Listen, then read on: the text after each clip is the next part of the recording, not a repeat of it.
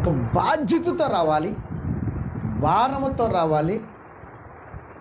దేవుని సన్నిధికి నేను వెళితే నా ప్రభు నన్ను నా కుటుంబాన్ని చూస్తారని రావాలి. ఆమేన్, హల్లెలూయా.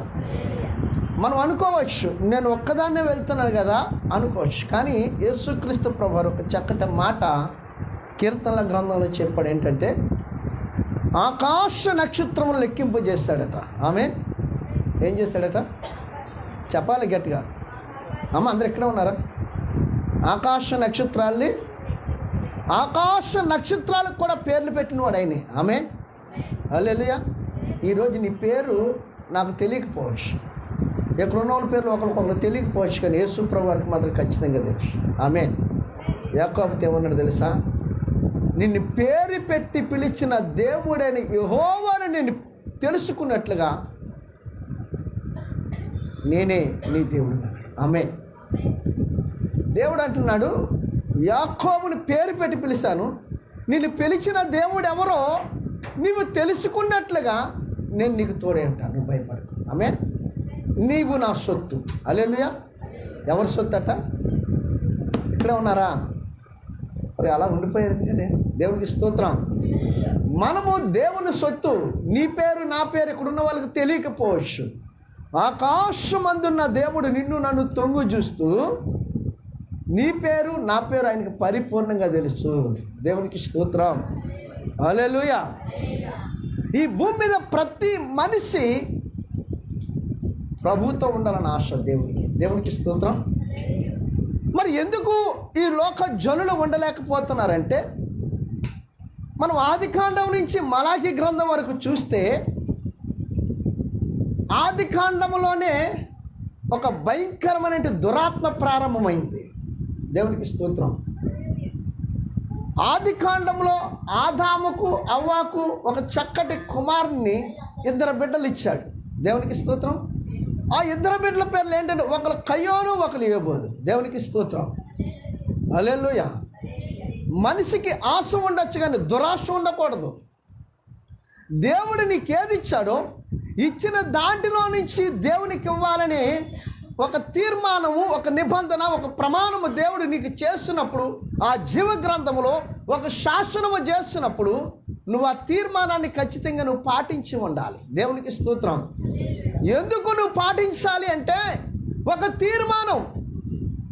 నేను నిన్ను 1000 ఆశీర్వాదముతో నేను దీవిస్తున్నాను, 10 వంతులు నాకు తీసుకొని రా అంటే 90% నువ్వు అనుభవించు. ఆమేన్, హల్లెలూయా. కయ్యోను ఆ పని చేయలేకపోయాడు.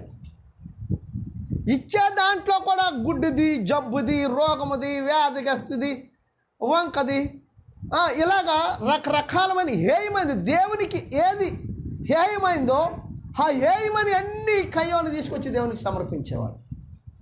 మన యోబోలు శ్రేష్టమైనది, పరిశుద్ధమైనది, ఉన్నతమైనది, గొప్పది, దేవునికి ఇష్టమైన అర్పణం అని అంటాడు కదా. అర్పణము కంటే అర్పించేవాడు ఎంతో శ్రేష్ఠుడట. హల్లెలూయా. అందుకే మత్తయి సువార్తలో ఆయన అంటాడు 5వ అధ్యాయంలో, నీవు దేవుని బలిపీఠము దగ్గరికి బలులు అర్పణములు తీసుకొని వచ్చే ముందు నువ్వేం చేయాలంటే తెలుసా? మొదట నీ సహోదరునితో సమాధానం పడి అప్పుడు నీ అర్పణం తీసుకొచ్చి అర్పించు. దేవునికి స్తోత్రం, హల్లెలూయా. ఏం చేయాలంటే మొదట మనం ఏం చేయాలి?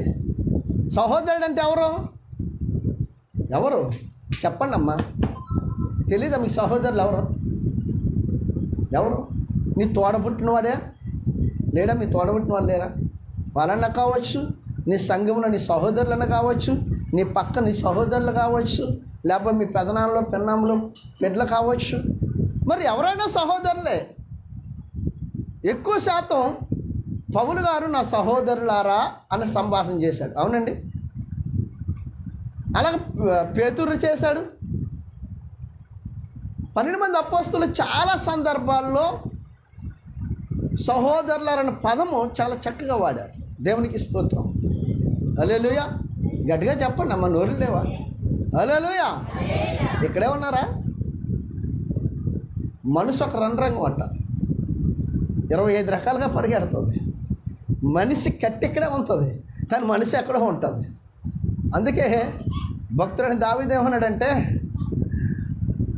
నా అంతరంగములో నూతనమైన మనసు పుట్టించు, ఆమె నా అందు శుద్ధురదము కలిగించాయి.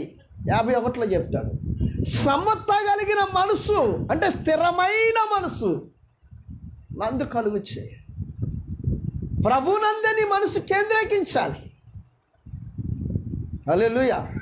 అందుకే సేవకుడు ఏం చెప్తున్నాడో, ఒక దైవజనుడు ముఖ కాంతిలోంచి ప్రభు నాతో నీతో ఏం మాట్లాడుచున్నాడో మనం మనసు పెట్టాలి.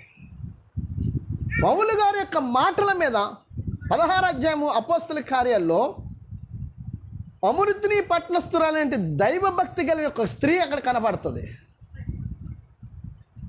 పౌలు గారు రోమా ప్రాంతంలో ఆ పట్టణంలో ఒక నది తీరాన్న దేవుని యొక్క వాక్యము ప్రకటించుచుండగా ఆమె ఊదా రంగు పడున వస్త్రాలు అమ్ముకుండేదట. వ్యాపారం చేసి వచ్చి ఆ సమయంలో అక్కడికి వెళ్ళి ఆ వాక్యం ఉందట. అమ్మ పౌలు యొక్క చెప్తున్న ప్రతి మాట మీద ఆమె లక్ష్యం ఉంచింది. పౌలు చెప్తున్న ప్రతి మాట మీద లక్ష్యం ఉంచింది.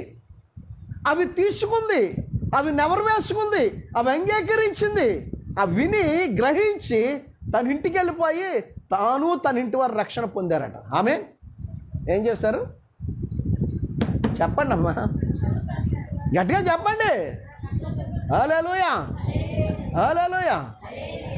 తాను తన ఇంటి వారు కూడా రక్షణ పొందారు. కారణం ఏంటంటే ఆ వాక్యము తన జీవితాన్ని, తన బ్రతుకుని, తన కుటుంబాన్ని మార్చేసింది. హల్లెలూయా. వాక్యం వింటున్నాం కానీ మన మనసు ఎక్కడ ఉండదు. అందుకే చెప్తాను, నువ్వు వాక్యం మీద మనసు పెట్టు, ఖచ్చితంగా నువ్వు బాగుపడతావు. ఆమేన్. ఖచ్చితంగా నువ్వు స్థిరపరచబడతావు. హల్లెలూయా. నేను ఈ సువార్త పరిచర్యలో ఉన్నప్పుడు అనేక గ్రామాల్లో సువార్త చేస్తున్నప్పుడు నాకు మందిరం లేక, సంఘం లేక, ఒక అడ్రస్ లేని వాడిగా నేను తిరుగుతున్నప్పుడు నా తోటి దైవజనులతో కలిసి నా సొంత ధనాన్ని ఖర్చు పెట్టి దేవుని పని చేయాలి, దేవుని కోసం బ్రతకాలని పరుగులెత్తుతున్నప్పుడు ఒక సమయం వచ్చిన ఒక ప్రాంతంలో, అయ్యా ఈ ప్రాంతంలో ఒక అడ్రస్ కొరకు నేను ఇక్కడ మందిరం పెట్టుకుని మన మన మన మన మినిస్ట్రీలో చేయి ఏమన్నారు, 100 రూపాయలు ఖర్చు అవ్వలే, నాదే ఖర్చు అయింది. కష్టాలు అనుభవించాను, బాధలు అనుభవించాను, కన్నీళ్ళు అనుభవించా, శోధనలు అనుభవించా, వెలివేయబడ్డా, తోసివేయబడ్డా, తునీకరించబడ్డా, అవమానించబడ్డా, నిందలు పడ్డా, అనేకమైన సమస్యలు, ఇరుకులు, ఇబ్బందులు. నిజంగా చెప్పాలంటే నాకలాగా భరించిన వాడు ఇంకొకడు ఉన్నాడు అనుకుంటాను. నాకు తెలుసు. చెప్తారు రకరకాల సాక్ష్యాలు. ఎవరు సాక్ష్యం వాళ్ళు గొప్ప కావచ్చు, కానీ ఏ రోజు సరైన సాక్ష్యం నేను చెప్పలే. అది నేను అనుభవించింది నాకు తెలుసు, దేవునికి నాకు తెలుసు. నా కోసం తెలిసిన వారికే తెలుసు. దేవునికి స్తోత్రం. హల్లెలూయా. ఎందుకో చేయమని దాంట్లో ఇంకొక సేవకుడి దగ్గర ఉంటే రా మాట్లాడదాం, ఇక్కడికి వచ్చాక అప్పుడు ఆలోచిద్దాం. ఇంకొక సేవకుని అడిగితే మన మినిస్ట్రీలో చేయి, ఇంకొక సేవకుని, అందరూ ఇదే సమాధానం. ఆ రోజు నాకు అర్థమైంది, గాలి తిరిగిలి తిరగకూడదు, గాలి సేవ చేయకూడదు. నేను తిరగకూడదు. ఏం చేయాలో తెలుసా? మొదట మోకరించడం ప్రారంభించాను. 5 నెలలు ఉన్నాను ఉపవాసం. 1 రోజు 2 రోజులు కాదు,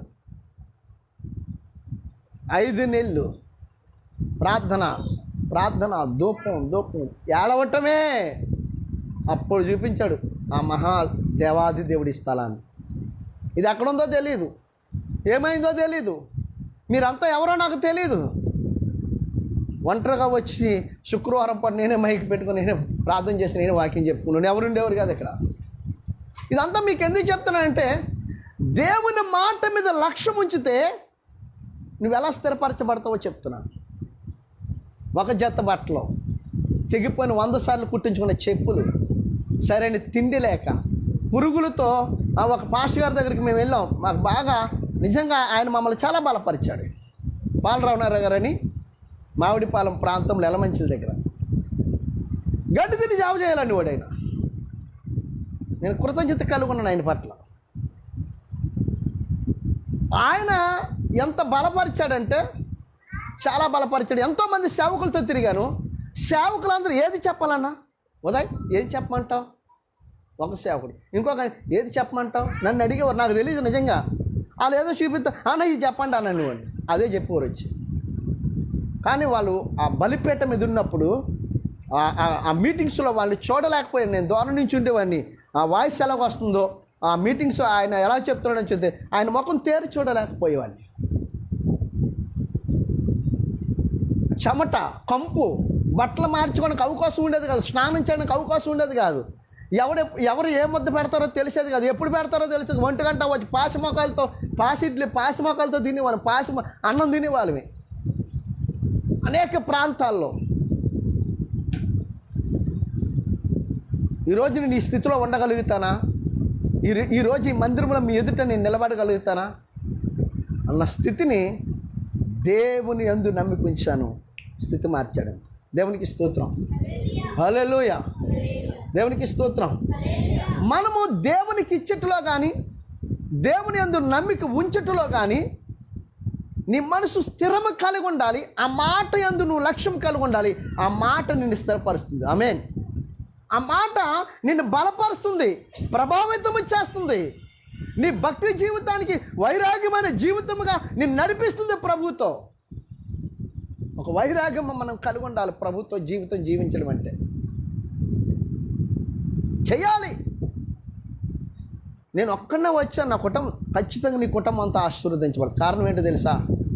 ఈ స్థలము నుంచి ఒక ఆశీర్వాదం తేలుతున్నావు. ఆ ఆశీర్వాదం నీ బిడ్డల మీద, నీ కుటుంబం మీద, నీ తండ్రి మీద, నీ భర్త మీద, అందరి మీద ఉంటుంది. ఆమేన్, హల్లెలూయా.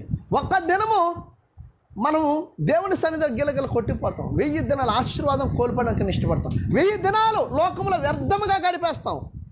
1000 దినాలు లోకంలో వ్యర్థంగా గడిపేస్తాం. ఒక్క దినము నువ్వు వస్తే ఆ 1000 దినాల ఆశీర్వాదం వస్తుందన్న సంగతి నువ్వు గుర్తించట్లే. 2 గంటల 45 నిమిషాలు దేవుని సందులో ఉండడానికి గిల అడి తిరుగుతాం. దేవునికి స్తోత్రం. లోకములో వ్యర్థమైన మాటలు వినడానికి ఇష్టపడతాం. లోకములో వ్యర్థమైన మాటలు, లోకానుసారమైన వ్యక్తులు ఎలా చెబుతుందంటే క్రైస్తవులకి అదే ప్రబోధ అయిపోయింది. దేవునికి స్తోత్రం. ఆదికాండం 16వ అధ్యాయం మీరు పూర్తిగా ఇంటికి వెళ్ళాక చదవండి. దాన్ని ఇంక్లూడింగ్ చేసుకుని నేను ముందుకు వెళ్తా. ఇక్కడ అబ్రహాం అని ఒక వ్యక్తి ఉంటాడు. ఆయనకి ఇంచుమించుగా 80-90 ఏళ్ళు వచ్చేసాయి. తన భార్యకు ఒక 100 సంవత్సరాలు వచ్చేసాయి. సరే, తనకు బిడ్డలు లేరు. తన ఇంట్లో ఐగుప్తురాలంటే ఒక దాసి ఉంది. ఆమె పేరు ఆగర. దేవునికి స్తోత్రం. ఆ యజమానురాలంటే సారమ్మ అంటుంది, అయ్యా మనకు బిడ్డలు లేరు కదా, అదిగో ఆ యొక్క దాసి అయిన ఆగరతో నువ్వు పో అని చెప్తుంది. కానీ అబ్రహాం వెంటనే వెళ్ళిపోవడం. దేవుని చిత్తం కూడా కనుక్కొని చెప్పింది కదా నీ యజమానురాలు, నీ భార్య, నువ్వు వెళ్ళు అని చెప్తాడు దేవుడు కూడా. దేవునికి స్తోత్రం. మీరు చదవండి, బాగా అర్థం అవుద్ది. 16-17 అధ్యాయం మీరు చదివితే ఆ 2 అధ్యాయాలు మీకు చాలా విశిష్టమైన విషయాలు మీకు కనబడతాయి. దేవునికి స్తోత్రం. 18వ అధ్యాయం వచ్చేటప్పటికి సారాకి అబ్రహాముకి దేవుడు ప్రత్యక్షమయ్యి ఒక వాగ్దానం చేస్తాడు. దానికి ముందు విషయాలు మీకు ముందు చెప్తున్నా. 16వ అధ్యాయంలో సరే ఆయన వెళ్ళిపోతాడు. ఆమె గర్భం దాల్స్తుంది, ఒక కుమారుని కంటాడు. ఆ కుమారుడి పేరే ఇస్మాయిల్. దేవునికి స్తోత్రం. దేవుడు ఆ ఇస్మాయిల్ ఏమని ఆశీర్వదిస్తాడంటే, ఇదిగో నీలో నుంచి ఒక 12 మంది రాజులు పుట్టుకొస్తారని చెప్తాడు. దేవునికి స్తోత్రం. నిన్ను ఆశీర్వదిస్తానని చెప్తాడు. హల్లెలూయా, దేవునికి స్తోత్రం. ఆ కుమారుడు పెరుగుతున్నాడు, పెద్దవాడు అవుతున్నాడు. ఎవరో ఒకరు ఉంటారు కదా, అమ్మలక్కలు కూర్చొని ఊసిలాడతారుగా, అలా సారం పక్కన ఏ అమ్మ వచ్చి ఉంటుంది, వచ్చన్నది ఒక దాసి కొడుక్కి పట్టాభిషేకం చేయడం ఏంటి అబ్రహాం అనుకుంటాడు. ఇంకెవరున్నారు, వీడు ఒక్కడే కదా ఉన్నాడు ఇస్మాయిలు, ఈయనకి పట్టాభిషేకం చేద్దాము, నా తనంతరం అవదాస్త అయినా కదా వెళ్ళాలనుకుంటాడు. ఉంటారు కదా ఎవరొకరు. ఆ సారమ్మకి ఎవరు వేస్తే ఆ సారమ్మ గారు దాన్ని అంగీకరించలేదు. అప్పుడు దేవుడు అబ్రహాముని దర్శించి సారాయికి అబ్రహాముకి వాగ్దాన పుత్రుడని విశాఖనిస్తారు. దేవునికి స్తోత్రం. ఇచ్చినప్పుడు ఇక మరి సారమ్మ కుమారుడు విశాఖ పట్టాభిషేకం చేయాలిగా. ఈ పట్టాభిషేకం ముందు జరిగిన సిచ్యువేషన్ ఏంటంటే, యేసుక్రీస్తు ప్రభువారు అబ్రహాముతో మాట్లాడతాడు. అబ్రహామా, నీ కుమారుడు ఇస్సాకు నాకు బలిగా ఇవ్వి అంటాడు. బాగా గమనించండి, జాగ్రత్తగా మనసు పెట్టండి. దేవునికి స్తోత్రం. హల్లెలూయా.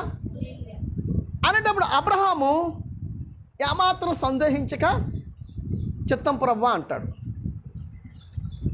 ఈ పట్టాభిషేకం జరగడం నిమిత్తము ఇస్మాయిల్కి పట్టాభిషేకం చేయాలి కదా. ఇది ఆపాలంటే సారమ్మ గారు ఏం చెప్తారంటే, ఇదిగో దాసి అయినంటి ఆగరని తనకిచ్చిన కుమారుని తీసుకెళ్ళి నువ్వు వేసేసి వచ్చాయి, చంపేయి, వాళ్ళు ఉండడానికి వీల్లేదు, లేదా అరణ్యంలో ఎక్కడో విడిచిపెట్టాయి, కుదరదాలు ఎక్కడ ఉండడానికి వీల్లేదని చెప్పి. నిజం చెప్పాలంటే ఆగరమ్మ చాలా బాధలు సారమ్మతో పడుతుంది. అందులో బైబిల్లో రాయబడింది, మీరు చదవండి.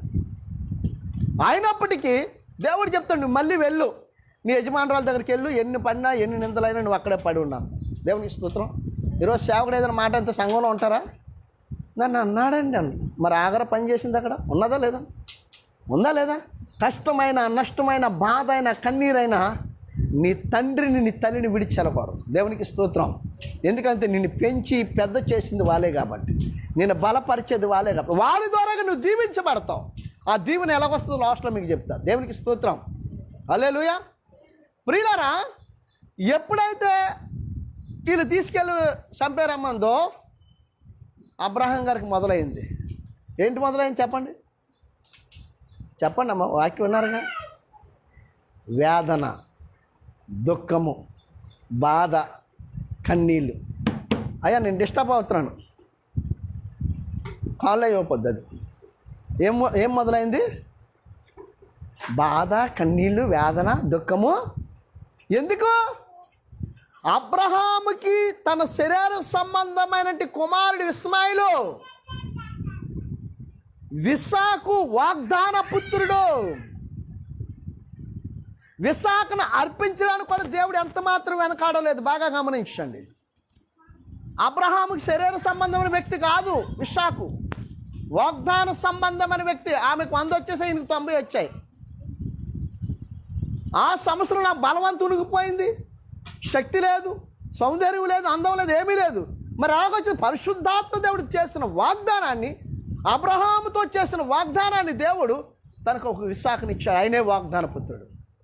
అబ్రహాముకి నువ్వు విశాఖం తీసుకుని నాకు బలిగయ్యి అంటే తీసుకొని వెళ్ళిపోయాడా లేదా? అసలు దుఃఖపడ్డా, బాధపడ్డా, కన్నీళ్ళు విడిచాడా? అదే ఇస్మాయిల్ తీసుకెళ్ళి నువ్వు చంపేసరా అంటే దొర్లు ఎరిచాడండి ఆయన. దేవునికి స్తోత్రం. బాగా గమనించండి. హల్లెలూయా. శరీర సంబంధమైన వ్యక్తికి వాగ్దాన పుత్రుడికి ఉన్నట్టు ఎంత గొప్ప తేడా. ఈరోజు నేను ఎందుకు చెప్తానంటే ఈ మాటలు, నాకు 2-3 రోజులుగా చాలా వేదన నాలో కలుగుతుంది. నేను వాట్సాప్, యూట్యూబ్లో చూసా, ఫేస్బుక్లో చూసా. ఒక వ్యక్తి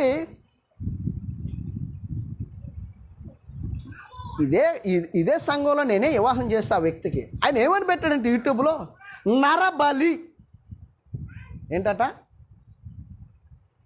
ఇంకొక ఆయన అంటాడు శుద్ర శక్తులు, ఇంకొక ఆయన అంటాడు చెల్లింగలు, ఇంకొక ఆయన అంటే మాంత్రగాళ్ళు. ఏంటి అసలు ఇది? క్రైస్తత్వం ఎట్టి పడిపోతుంది. ఈరోజు ఒక హైందవ సహోదరుడు, లేకపోతే ఇంకొక మాట ఏదో అంటారు, దేవుని ఎరగని వ్యక్తిని ఏదో మాట అంటారు, నాస్తికుడు. వాళ్ళు అన్నారంటే ఒక అర్థం ఉంది. ఎందుకంటే యేసు ప్రభు కోసం వాళ్ళకి తెలియదు కాబట్టి. దేవునికి స్తోత్రం. హల్లెలూయా. వారికి తెలియదు కనుక ఆయన ప్రేమ ఏంటో, ఆయనలో ఉన్న శక్తి ఏంటో, ఆయనలో ఉన్న మహిమ ఏంటో, ఆయనలో ఉన్నంటి కనికరం ఏంటో, ఆ దయ ఏంటో వారికి తెలియదు. నిజంగా వాళ్ళు అన్నారంటే ఒక అర్థం ఉంది. యేసు ప్రభు దేవుడని తెలుసు, ఆయన కనికర్మ కలిగిన వాడని తెలుసు, ఆయన దయామయుడని తెలుసు, ఆయన శక్తివంతుడని తెలుసు, ఆయన నీ కొరకు నా కొరకు సర్వమానవాని కొరకు ప్రాణం పెట్టాడని తెలుసు. సేవకులని చెప్పుకున్నట్టు మనము, సువార్తను ప్రకటిస్తున్నట్టు మనము, విశ్వాసులం అని చెప్పుకున్నట్టు మనము మదనపల్లిలో తల్లి తండ్రి వారు ఉన్నతమైన విద్యాబుద్ధులు కలిగిన వారు. బిడ్డలిద్దరూ కూడా మంచి ఉన్నతమైన స్థాయి కలిగినట్టు వారే. వాళ్ళు ఏమీ లేనివారు కాదు. దేవునికి స్తోత్రం. అన్ని రంగాల్లో ఒక సామర్థ్యత కలిగినట్టు వారు వాళ్ళు. హల్లెలూయా. ఆస్తి విషయంలో కావచ్చు, డిగ్నిటీ కావచ్చు, జ్ఞానం కావచ్చు, ప్రతి విషయంలో దేవునికి స్తోత్రం. అలాంటి వారి పరిస్థితి వారు యూట్యూబుల వల్ల, ఫేస్బుక్ల వల్ల. నేను ఈ మధ్యకాలంలో ఒక ప్రాంతానికి వెళ్తే అక్కడ కుర్రోళ్ళందరూ కూడా